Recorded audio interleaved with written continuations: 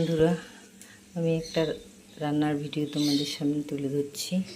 এই যে নিরামিষ পালং শাক রান্না করব। কড়াইটা আমার পুড়ে গেছে, আলু ভাজা করেছি তো বুঝতে পারিনি। এই যে কালো জিরা পোড়া দিয়েছি, এখানে যে সবজি বেগুন,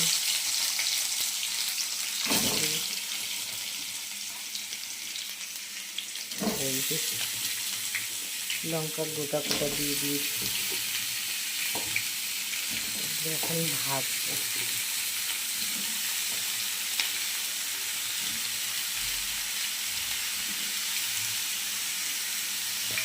দেখো আমি কীভাবে নিরামিষ পালং শাক রান্না করি।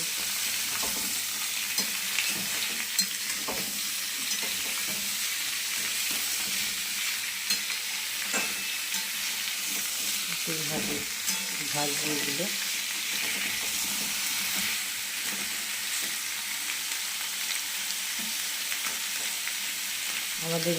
আমার রান্নার ভিডিও তোমাদের কেমন লাগে একটু কমেন্ট করো।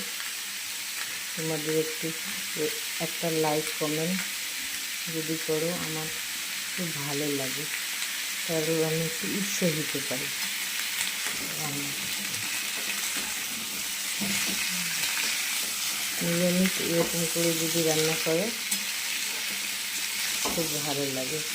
নিরামিষের দিনে তো আর পেঁয়াজ দেওয়া যায় না।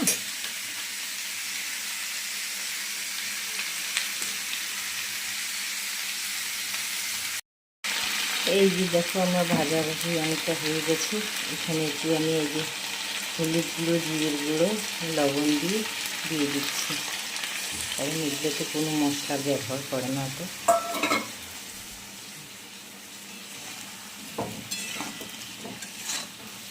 এইসব হালকা ধরনের রান্না, এতে অত মশলা টশলা দিতে হয় না, খেতে ভালো লাগে নিরামিষ।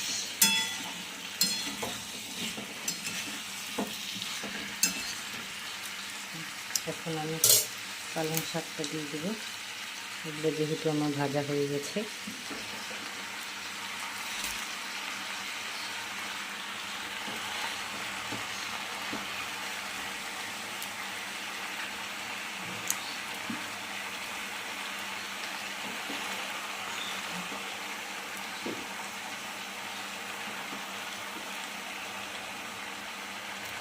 এখন আমি পালং শাকটা একটু ঢেকে দেবো।